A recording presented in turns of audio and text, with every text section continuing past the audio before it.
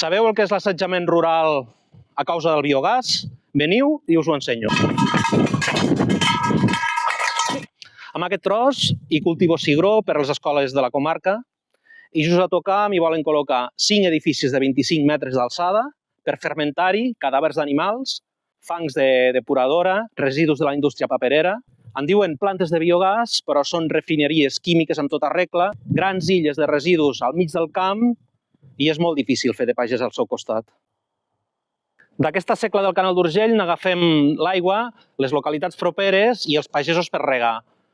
A escassos 100 metres és on volen col·locar aquesta macroinfraestructura que té risc d'accidents greus amb matèries perilloses.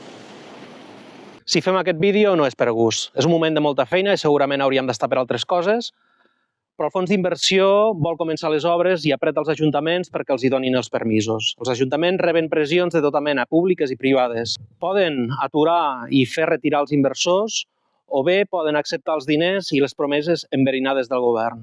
Ho volen fer en sòl agrari de primera categoria, protegit per totes les lleis per garantir la sobirania alimentària del país.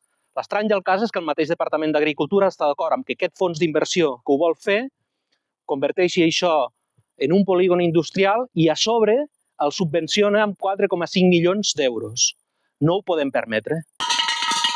On està la trampa? Com ho poden fer això? Doncs urbanisme ho requalifica a sòl de serveis, com si fossin serveis a la comunitat i no una activitat industrial privada. Així burlen la normativa urbanística i no han de convertir aquest sòl rústic en sòl industrial mitjançant la modificació de les normes del municipi, del POUM.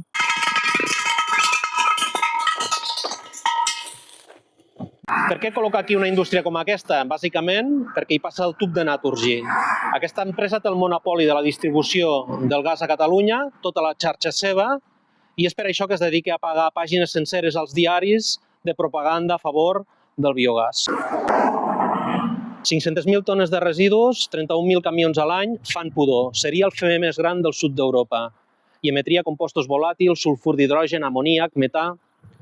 Si passa aquest projecte en venen 30 més a darrere, que deixarien Ponent com un autèntic colador de gestió de residus. Així que, gent, necessitarem tota l'ajuda per parar aquesta catedral del mal gust que el govern a més ha declarat com a projecte estratègic. Ho podem fer? Compartiu aquest vídeo i participeu de la marxa nocturna que farem aquest solstici. Sortirà de l'Ajuntament de la Sentiu el més favorable al projecte i anirà en forma de romeria popular fins als terrenys que volen destruir. Qui estima la terra no la destrueix i qui la destrueix no la mereix.